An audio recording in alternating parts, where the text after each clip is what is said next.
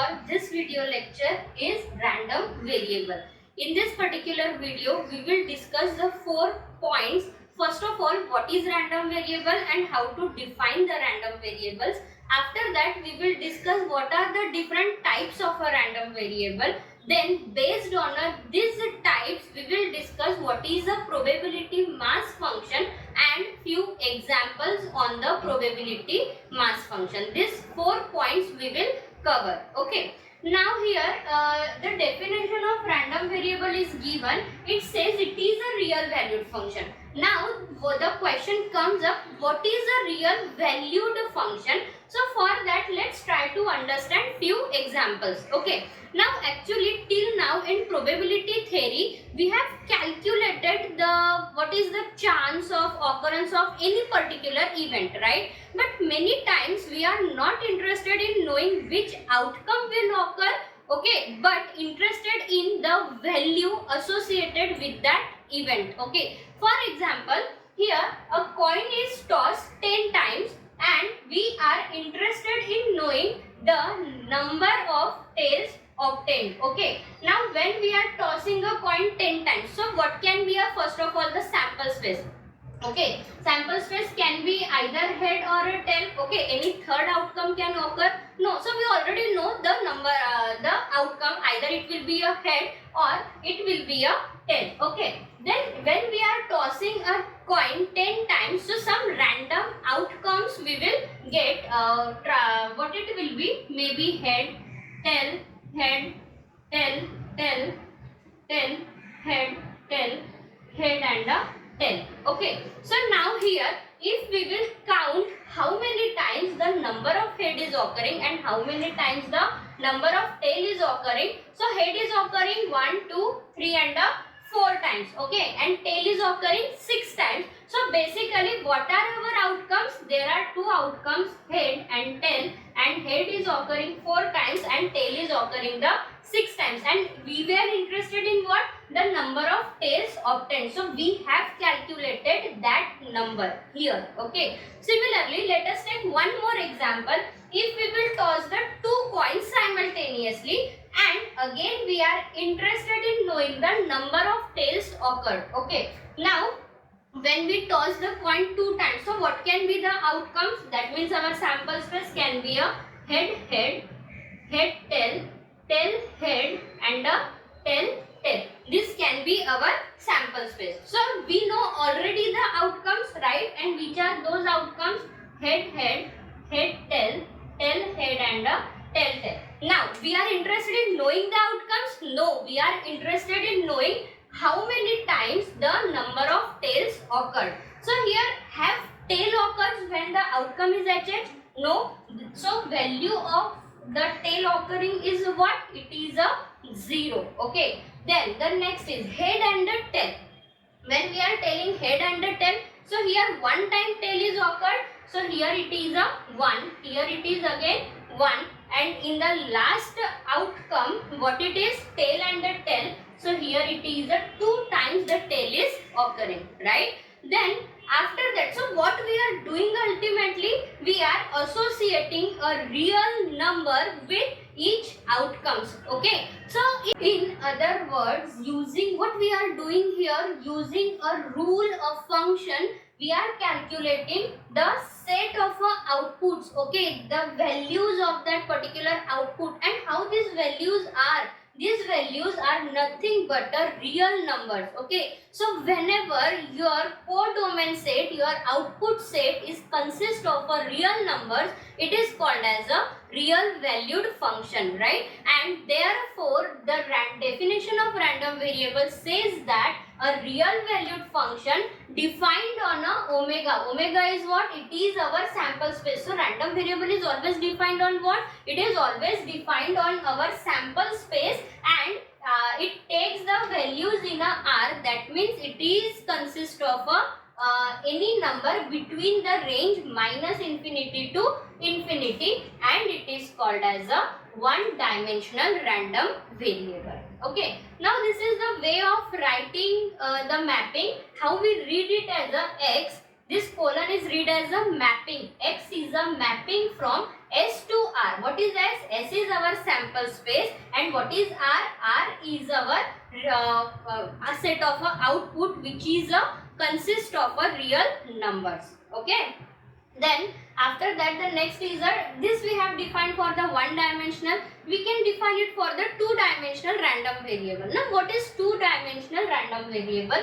A function if the function values are ordered pair. What is ordered pair? A pair in a particular order in a bracket is called as a ordered pair. Okay. Now here for example we are taking xy. X is our first element and y is our second element for this particular ordered pair. Okay. Then the ordered pair 1 2 and ordered pair 2 1 is not same. It is a different. What is the reason? The elements order is not matching, right? So ordered pair means what? If you are writing a pair in a definite order, it is called as a ordered pair, right? So if the function values are ordered pair of a real numbers, the function is said to be a two-dimensional random variable. After that, the next point which we have to discuss is the types of a random variable. Basically, there are two types of a random variable.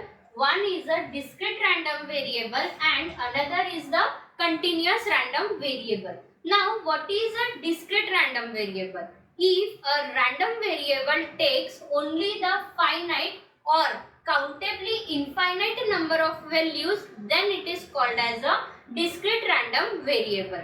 That means the number of students in the class, it is a discrete random variable. The number of viewers who are seeing this particular video lecture, this is a discrete random variable, right? Now, countably infinite means what? Suppose we will toss a coin till head appears. Okay. So here it might happen that in the first time we are tossing a coin and tail we got. Okay. Then what can be the second possibility? We have tossed the coin first time, tail occurred, but in the second outcome we got here the head. Okay. Then what can happen? Two times the tail occurred and at the third place the head is occurring, right? Similarly, do we know exactly at which position head will occur? No, we don't know that. So here it can be t to the power infinity times hl, as it can occur head at the first toss, it can occur at the second position, it can occur at the third position, but we don't know the last outcome when it will occur, right? But yes, it is a countable. Suppose at the third position we are getting the head, so there are the number of outcome is what? There are 3. We can count it, and such cases are called as a countable but infinite cases. Okay. After that, the next type is a continuous random variable. What is continuous random variable? If a random variable takes all the possible values in a certain limit. Okay, in a certain limit means including the fractional part. Here the fractional part is also included. Such a random variable is called as a continuous random variable. Now see, in real life example, not every time our random variable will be a discrete. For example, the salary. Salary is not a discrete random variable, it is a continuous random variable, right? Or the interest rate per year, it always like maybe 6.78, okay, percent. So what is it? 0.78 means what? It is some fractional value. So in real life we many times comes across this continuous random variable, and how it is? It is not, whenever the fractional part is included, it is called as a continuous random variable. Height, weight, age, all these are nothing but a continuous random variable. The next point of this video is the distribution function. Okay. Now distribution function is of two types. One is the probability distribution function and second is the cumulative distribution function. So what is the difference between the probability function and the cumulative distribution function?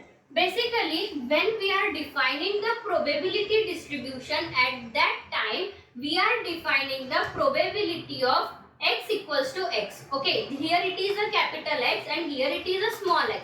What is capital X? Capital X is nothing but a random variable and small x is nothing but a value of that particular random variable. So what we are doing under the probability distribution, we are finding the probability of random variable for the particular exact value. Here it is a equal to and we will get the PIs. Okay, what is this PI? PI is the value of the random probability of the random variable. And 0 otherwise means what? Whatever the range is defined for that particular function, it will be true for that range only. If we are considering any value other than this range, then it will be the 0. Okay. And what is the cumulative distribution function, CDF? CDF is nothing but we are calculating the probabilities only, but here we are calculating the probability of random variable up to the certain limit. For example, if x is taking the value 0, 1 and 2. Okay. Now in the probability distribution, what we can calculate? We can calculate the individual probability of occurrence of 1. Then we can calculate the individual probability of occurrence of 0, 1 and 2. Okay. But in the cumulative distribution function, what we are going to do? Suppose we can calculate the first two probabilities simultaneously, or the first all the three probabilities. Okay. So that is nothing. Cumulation means addition up to the certain limit. And what is that certain limit, certain value? It is nothing but a small x. Okay. Now again, this probability distribution and cumulative distribution again divided into the two types. One is a discrete case and the second is a continuous case. Okay. And yes, cumulative distribution function is for a discrete case is also called as a step function. Okay. All this part we will discuss in the coming video lecture. Today we will discuss only the probability distribution for a discrete case. Okay. And how we define it? Probability of x is equals to x. That means we find out the value of a random variable at particular point. Okay. That is the probability distribution function. Okay. Then to be a probability function, there are two conditions and those two conditions should be satisfied. Which are those two conditions? First condition says that probability of all the xi's is greater than or equals to 0. See, ultimately what we are doing? We are discussing the probability, the chances. Okay, and what is the range of probability?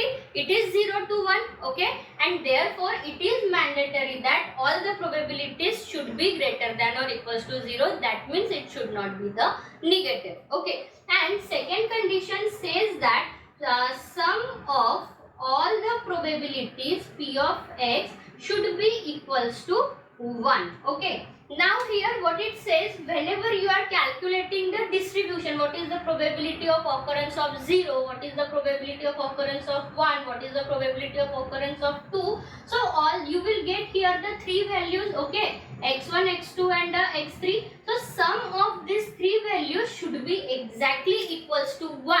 If these two conditions are satisfied, then and then only we can say that yes, it is a probability function. Okay. So now finally let's start with the few examples on the discrete case. Let's start with the first example. The first example is check the following are the probability mass function or a not. Okay. Now here first example is given probability that x is equals to x is taking the values x. And what are those values? What are those probabilities? 1 by 16, 3 by 16, 1 by 4 and 1 by 2. We have to check is it a probability function or not. Then how to check that? Okay. Just now we have discussed the two properties or two conditions to be a probability function. Which are those two conditions?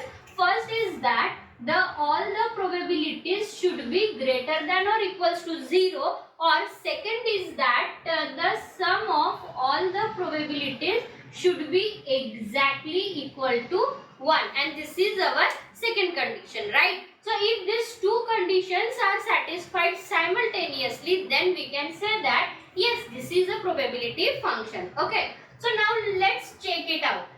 Here the probabilities are given, right? So here any probability is negative? No, all the probabilities are positive. So yes, first condition is satisfied. Okay, now second condition, sum of all the probabilities should be equal to 1. So what we can do here, first of all, let's take the LCM here. So here if we will take the LCM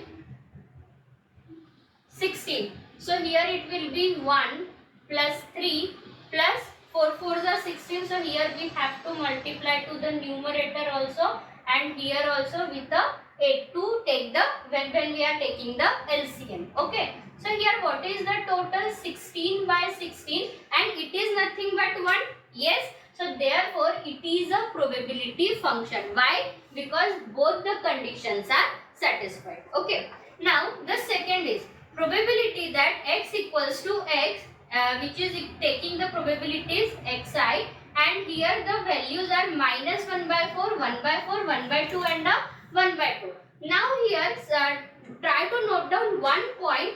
First probability is negative. Okay, so is it acceptable? Is our first condition satisfied? No. Is all the probabilities positive, greater than or equal to 0? No, and therefore it is not a probability function. If you will add, your second condition will satisfy but not the first, and it is mandatory both the conditions should satisfy simultaneously. So it is not a probability mass function.